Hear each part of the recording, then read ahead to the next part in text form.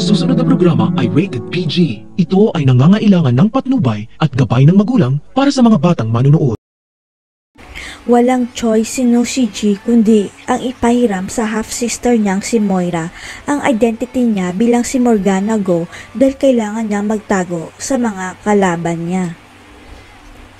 Kung si Nushiji lang ang masusunod, ayaw niya ipagamit kay Moira ang pangalan niya dahil hindi naman sila close at hindi rin siya tanggap ni Moira bilang anak sa labas.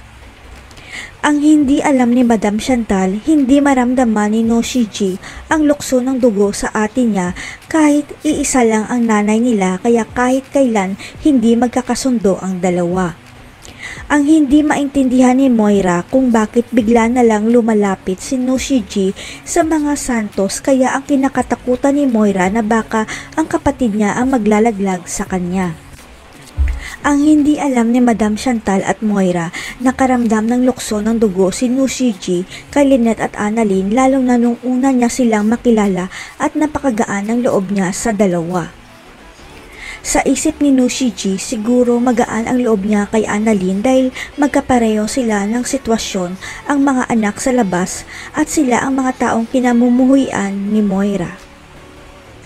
Ito ang dahilan kaya abot langit ang galit ni Moira kay Lynette at Annalyn dahil sinira nila ang pamilya niya. Ang gusto lang naman ni Moira ang mabuo muli ang pamilya niya.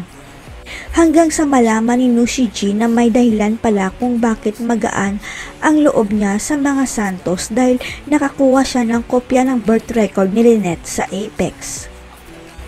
Nag-imbestiga kasi si Nushiji tungkol sa kapatid niyang si Moira kaya hinanap niya ang records ng mama nila sa Apex at nagulantang siya sa kanyang nakita sa birth.